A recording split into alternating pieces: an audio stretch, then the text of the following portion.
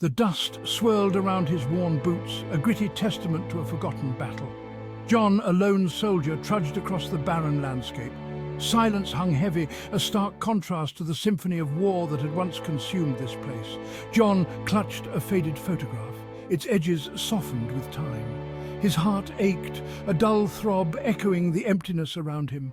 He stumbled, his calloused hand brushing against a piece of rubble. It was a book, its pages brittle, clinging desperately to its spine. He blew off the dust, his eyes tracing the faded ink. A children's story, a reminder of a world lost. John closed his eyes, the ghost of a child's laughter echoing in his ears. His son.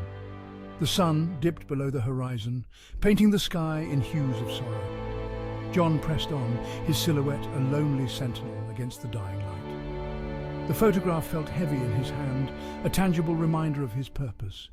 He had to try, to find a way to undo the past. As the last rays of sunlight surrendered to the night, John stumbled upon a sight that stole his breath away. A towering structure, shimmering like an oasis in the desolate landscape. It pulsed with an ethereal light, beckoning him closer. Hope, long dormant, flickered in his chest. He approached cautiously, his hand resting on the worn butt of his rifle.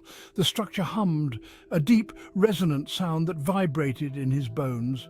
As he drew closer, intricate symbols glowing with an otherworldly light resolved on its surface. They were familiar yet alien, like a forgotten language whispering secrets to his soul. John reached out, his fingers tracing the glowing glyphs. They responded to his touch, swirling and shifting like stardust. He gasped as the structure pulsed once more, this time parting slightly, revealing a passage into its luminous depths. Fear warred with curiosity, but the photograph in his pocket spurred him forward. The air within the structure crackled with energy, sending shivers down his spine. He navigated a labyrinthine corridor, the walls alive with shifting light. With each step, the outside world, the world he knew, felt further away, lost to the echoes of time.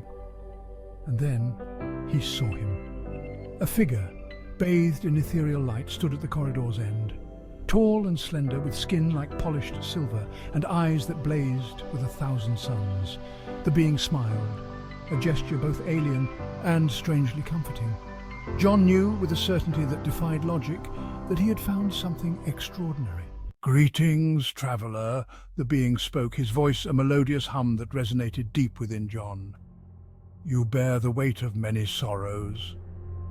John, speechless, could only nod, his eyes fixed on the being's otherworldly presence. "This world... what happened?" he finally rasped, the words catching in his throat. The being regarded him with an ageless wisdom. "Time, as you understand it, is but a river," he said, his voice echoing in the vast chamber. "It can flow in many directions, carry you to shores both familiar and unknown." John listened, captivated, his fingers tightening around the photograph. "I seek a way to change the past," John confessed, his voice barely a whisper. The being tilted his head, a gesture of understanding. "The past can be a heavy burden, traveller," he said, "but it can also be a teacher." He extended his hand, a shimmering stone resting in his palm. "This stone," the being explained, his voice resonating with power, "holds within it a fragment of the time stream. It offers a chance, but be warned, traveller, altering the past can have unforeseen consequences." John accepted the stone, its surface cool and smooth against his calloused skin. Hope, like a newborn star, ignited within him. The alien, with a sad smile, gestured towards a swirling vortex of energy that had materialized behind him. "This portal will return you to the moment you seek," he said, his voice echoing with an ancient sadness.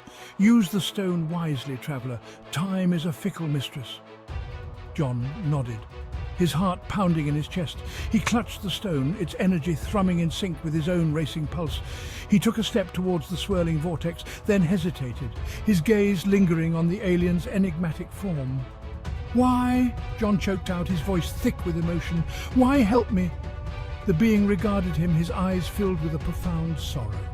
"Every soul deserves a second chance," he replied, his voice a soft whisper that echoed in the vast chamber. "Go now, traveller. May your path be guided by wisdom and your heart by hope." And with that the alien turned, fading into the swirling light of the chamber. John took a deep breath, steeling his nerves. He stepped into the swirling vortex, the photograph clutched tightly in his hand. The air crackled around him, the stone growing warm in his palm. He closed his eyes, bracing himself as a wave of nausea washed over him.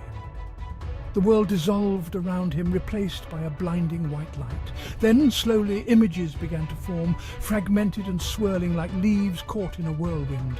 He saw his wife, her laughter echoing through the chaos. Their son, his tiny hand wrapped around John's finger. The stone pulsed, its energy pulling him back to a time before the world shattered. He landed hard, the wind knocked out of him. He gasped for breath, the scent of freshly cut grass filling his lungs. He looked around, disoriented, his mind struggling to reconcile the desolate wasteland he remembered with the vibrant life that surrounded him now. He was back. Back in his backyard, the sun warm on his face. He could hear the laughter of his wife and the excited squeals of his son as they chased butterflies in the garden. He scrambled to his feet, his heart pounding in his chest. It was real, they were real. Time, it seemed, had indeed rewound. With a choked sob, he stumbled towards the familiar sounds, the photograph falling forgotten from his grasp. He rounded the corner of the house, and there they were, bathed in the golden light of the setting sun.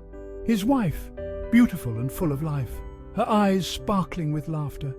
His son, his tiny arms outstretched, running towards him with the unbridled joy that only a child can possess.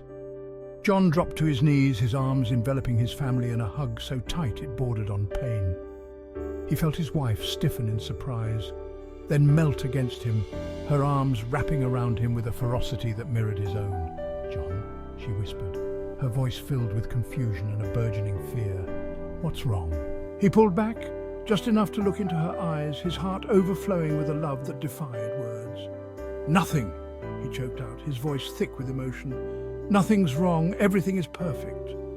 His son, oblivious to the emotional maelstrom swirling around him, tugged impatiently at his father's sleeve. "Daddy, Daddy, come play with us," he exclaimed, his voice filled with the boundless energy of youth. John laughed, a sound choked with tears and relief. He scooped his son into his arms, lifting him high into the air as the boy shrieked with delight. His wife watched them, a puzzled smile gracing her lips. He would tell her eventually about the desolate future, about the alien and the gift, about the second chance he had been granted. But for now, he simply held his family close, his heart overflowing with gratitude for this moment, for this life, for this second chance. As the sun dipped below the horizon, painting the sky in hues of hope and promise, John closed his eyes, a silent prayer escaping his lips, a prayer of thanks for the gift of time, for the power of love, and for the enduring strength of the human spirit.